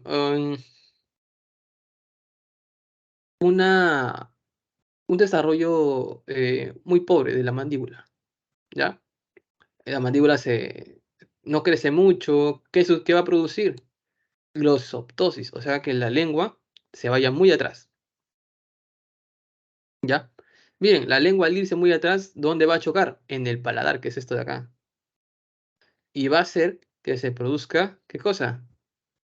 Que los procesos sacados no se junten, ¿sí? Y al no juntarse, me va a producir paladar hendido o paladar en U, ¿ya?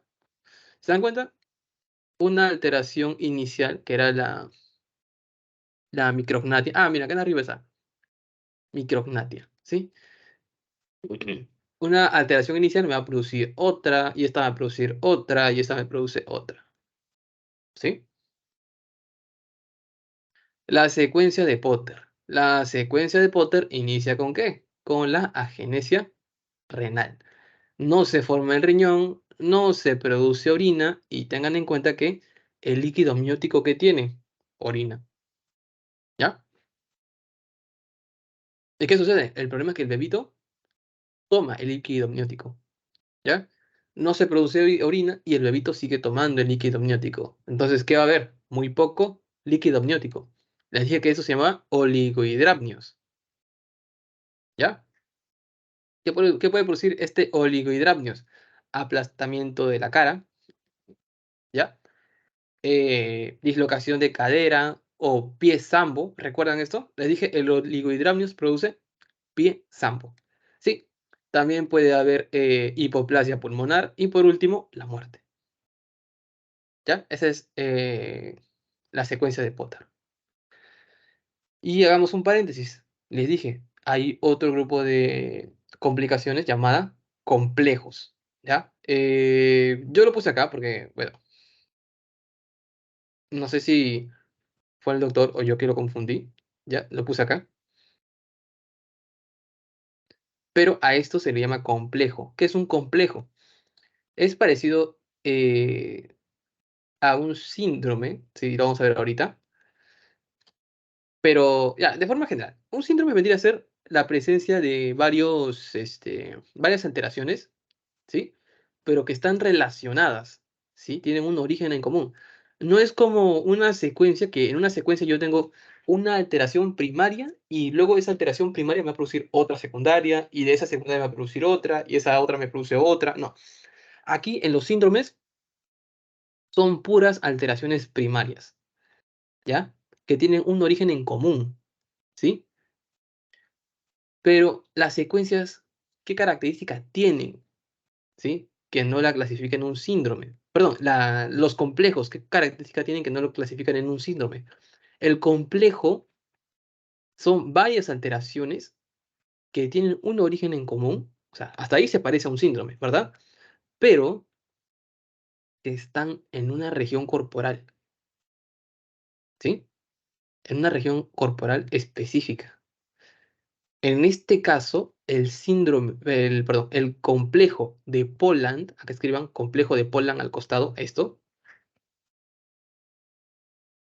va a ser la presencia, ¿no?, de una mala perfusión en todo el miembro superior, ¿sí? ¿Qué es una mala perfusión? Que no le llega mucha sangre a ese miembro superior, ¿ya? A ese brazo no le llega mucha sangre. ¿Por qué? Porque la arteria axilar, que es la arteria subclavia, la axilar,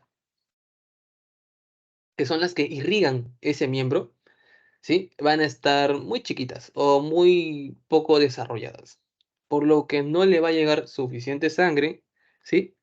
digamos, al pectoral mayor, que es este, y al brazo, al antebrazo, y por eso se va a presentar ¿no? El pectoral chiquito. O sea, va a haber un desbalance.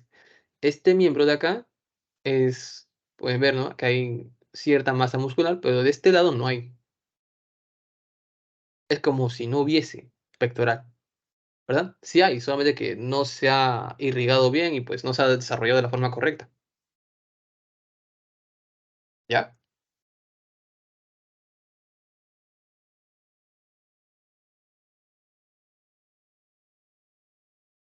Entonces, ya saben lo que son síndromes. Los síndromes son la presencia de varias alteraciones primarias, ¿sí?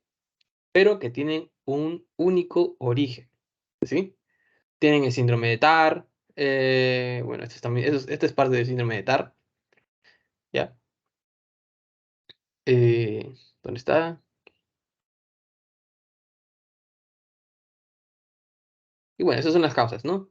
Como pueden ver, son anomalías primarias, anomalía primaria, anomalía primaria, puras anomalías primarias que van a tener un único origen.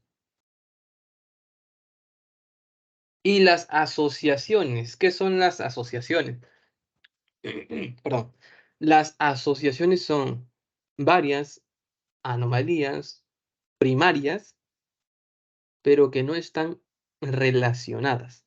O sea, que no tienen un origen, ¿sí? No tienen un origen en común. Pero ¿qué pasa? Si es que al momento de que se recibe a un bebito, ¿sí? Le encuentran que tiene ano imperforado. O sea que, ¿está? Aquí, ¿sí? Miren, el anito, ¿qué pasó? No está permeable, o sea, no hay comunicación con el exterior, ¿no? Entonces, ¿cómo esperan que salgan las heces? Entonces, a eso se le conoce como ano imperforado. Y un bebé puede nacer con eso. Entonces, ¿qué sucede cuando tú encuentras ano imperforado en un bebé? Ah, el ano imperforado se asociación, ojo, a otras malformaciones. No tienen un origen en común, no hay un origen explicado. Pero se ha visto que cuando se encuentra ano imperforado, se pueden encontrar otras alteraciones, ¿sí? Y esas son las asociaciones. Existen tres, pero estas son las dos importantes, ¿ya? La asociación de Bacter y la de Church, ¿ya? Ya, cada letra va a significar algo. Bacter, la B significa vértebras, la A, atresia anal, o sea, pues, ano imperforado. La C, que es cardíaco, ¿sí? Puede haber múltiples efectos cardíacos. La T y la E es tráqueo esofágico, la R de renal y la L de LIMS, o defecto de extremidades.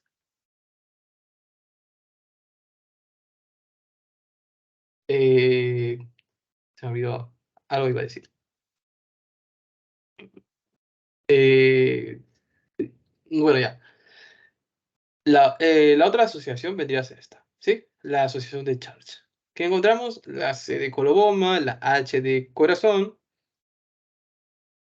la A de atresia cuanal, o sea, de las cuanas, eh, la R de retrasos de crecimiento, la G de genitales anómalos, anomalías genitales, y la E, ¿sí? De ear, o sea, oídos, anomalías en orejas, ¿sí? Ahí, por ejemplo, estas anomalías de las orejitas pueden encontrar. ¿Listo? Bueno, chicos, ¿alguna pregunta?